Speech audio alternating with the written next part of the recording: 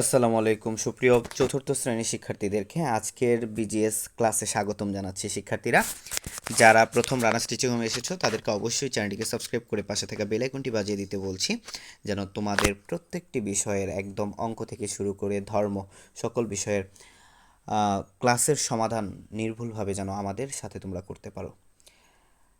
তো আমরা আজকে আলোচনা করব চতুর্থ শ্রেণীর বিজিএস 2026 সালের নতুন বইয়ের পেজ 8 অর্থাৎ অনুশীলনীর যেই প্রশ্নগুলো রয়েছে এবং অনুশীলনীতে যা যা রয়েছে মূলত সবগুলোর সমাধান আমরা কিন্তু আজকে করব। তো শুরুতেই আমরা চলে যাই সঠিক উত্তরের পাশে টিক চিহ্ন দাও। তো এখানে আমরা সঠিক উত্তরের পাশে টিক চিহ্ন দিব। এখানে আমাদের বলছে নিচের কোনটি পরিবেশকে সতেজ ও আরামদায়ক করে? গাছপালা পরিবেশকে সতেজ করে, তোমরা সবাই জানো, এবং আরামদায়ক করে। বায়ু দূষণের কারণ কোনটি? বায়ু দূষণের কারণ হচ্ছে নগরায়ন। তাহলে আমরা নগরায়নের পাশে টিক চিহ্ন দিলাম। আশা করি তোমাদের সঠিক উত্তর যেই দুইটি ছিল সেই দুইটি সমাধান হয়েছে। এখন আমরা চলে যাব সঠিক শব্দ দিয়ে শূন্যস্থান পূরণ করো। প্রাকৃতিক জ্বালানির মজুদ ড্যাশ নয়। আমরা এখানে অ্যান্সারটা দেখাচ্ছি। প্রথমটার অ্যান্সার হবে অসীম নয়, ঠিক আছে? অসীম নয়। প্রাকৃতিক যে ইয়ার কথা বলছে, প্রাকৃতিক জ্বালানির মজুদ অসীম নয়। পাহাড় ও গাছ কাটার ফলে ভূমিক্ষয় হয়। কি হয়? ভূমিক্ষয়। মাটি ছাঁকনির মতো কাজ করে পৃথিবী বৃষ্টির পানিকে ড্যাশ করে। বৃষ্টির পানিকে বলো কি করে? বৃষ্টির পানিকে পরিষ্কার করে। সো আমাদের শূন্যস্থানের উত্তরগুলোর অ্যান্সার কিন্তু এখানে আছে। একটা হচ্ছে অসীম, একটা হচ্ছে ভূমিক্ষয়, আর একটা হচ্ছে পরিষ্কার করে। এরপর আমরা চলে যাব যে কোন বাক্যটি সত্য সেটার পাশে স, এবং কোন বাক্যটি মিথ্যা তার পাশে আমরা মি লিখব। উপকূলীয় অঞ্চলে বাদ দিয়ে চিংড়ি চাষ করলে মাটির লবণাক্ততা কমে। এটা হচ্ছে মিথ্যা কথা, ঠিক আছে? তাই আমরা মি লিখব।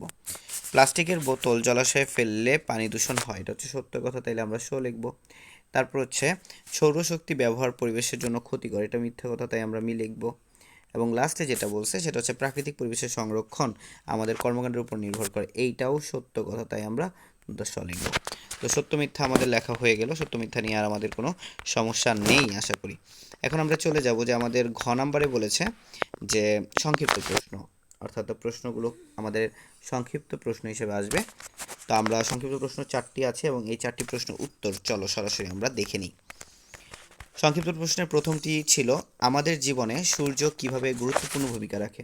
সূর্য, আমরা এইভাবে লিখতে পারি, সূর্য সকল শক্তির উৎস। এটি উদ্ভিদকে খাদ্য তৈরিতে সাহায্য করে এবং আমাদের পৃথিবীকে আলোকিত ও উষ্ণ রাখে। সূর্যের আলো ছাড়া পৃথিবীর প্রাণ থাকা সম্ভব হতো না, ঠিক আছে? দাঁড়িয়ে দিয়ে দিবা। এরপর হচ্ছে মাটি দূষণের 3টি কারণ লিখতে বলছে। মাটি দূষণের 3টি কারণ আমরা এখানে লিখব। মাটি দূষণের 3টি কারণ নিচে দেওয়া হলো। শিল্প কারখানার বর্জ্য মাটিতে ফেলা, রাসায়নিক সার ও কীটনাশক কীটনাশকের অতিরিক্ত ব্যবহার, আর হচ্ছে পলিথিন ও প্লাস্টিক মাটিতে ফেলা। এবার আমরা দেখি বন ধ্বংসের 3টি কারণ লেখো। বন ধ্বংসের 3টি কারণ নিচে দেওয়া হলো, এভাবে পয়েন্ট করে লিখবা। 1 নম্বর জনসংখ্যার বৃদ্ধির ফলে গাছ কাটা, এটা বন ধ্বংসের কারণ। শিল্পায়ন ও রাস্তাঘাট নির্মাণ, এটাও বন ধ্বংসের একটা কারণ। তারপর হচ্ছে জনসংখ্যা বৃদ্ধির ফলে বন পরিষ্কার করে কৃষি জমি তৈরি করা। যখন জনসংখ্যা বৃদ্ধি পেয়ে যায় তখন বন পরিষ্কার করে কি করা হয়? তখন বন পরিষ্কার করে কৃষি জমি তৈরি করা। আরেকটা প্রশ্ন আছে, সেটা সমাধান আমরা লাস্ট পেজ থেকে দেখব। তো আমাদের অর্থনীতিতে পানি সম্পদের 3টি গুরুত্ব লেখো। তো আমরা লিখবো আমাদের অর্থনীতিতে পানি সম্পদের 3টি গুরুত্ব নিচে দেওয়া হলো। 1, পানি কৃষিকাজে সাহায্য করে। কৃষি আমাদের অর্থনীতিতে গুরুত্বপূর্ণ ভূমিকা রাখে। তারপর হচ্ছে মৎস্য চাষের মাধ্যমে অর্থনীতি উন্নয়নে সম্ভব, এবং মৎস্য চাষ পানি থেকে হয়। বিদ্যুৎ উৎপাদনে পানি সম্পদ ভূমিকা রাখে। সো আমাদের হয়ে গেল এই 3টা। এরপর আমরা দেখব আমাদের বড় প্রশ্ন, 2টা বড় প্রশ্ন আছে, তোমরা সবাই জানো। উঁতে বর্ণনামূলক প্রশ্ন। আমরা প্রথমেই দেখি প্রাকৃতিক ও সামাজিক পরিবেশ কিভাবে একে অপরের উপর নির্ভরশীল। সো আমরা এটা ব্যাখ্যা করব। মানুষ তার মৌলিক চাহিদা মেটানোর জন্য সরাসরি প্রকৃতির উপর নির্ভর করে। আবার সুন্দর ও নিরাপদ সামাজিক পরিবেশ গড়ে তোলার জন্য মানুষ প্রাকৃতিক পরিবেশকে ব্যবহার করে। যেমন মানুষ বন থেকে কাঠ সংগ্রহ করে ঘরবাড়ি ও সমাজ তৈরি করে। প্রাকৃতিক পরিবেশ ভালো থাকলে মানুষের জীবনযাত্রা সহজ হয়, যা একটি সমৃদ্ধ সমাজ গঠনে সহায়তা করে। এরপর আমাদের লাস্ট প্রশ্ন এই চ্যাপ্টারের, সেটা হচ্ছে প্রাকৃতিক পরিবেশ সংরক্ষণে তোমরা কি কি ভূমিকা পালন করতে পারবে তা লেখো। তো আমরা যে ভূমিকা পালন করতে পারবো, বেশি করে গাছ লাগানো এবং অকারণে গাছ না কাটা, প্লাস্টিক বা ময়লা আবর্জনা নির্দিষ্ট স্থানে ফেলা, জলাশয় বা মাটিতে না ফেলা, তারপর হচ্ছে জ্বালানি ও বিদ্যুৎ ব্যবহারে সাশ্রয়ী হওয়া, পরিবেশ রক্ষায় সচেতনতা বৃদ্ধি করা এবং অন্যদের অনুপ্রাণিত করা।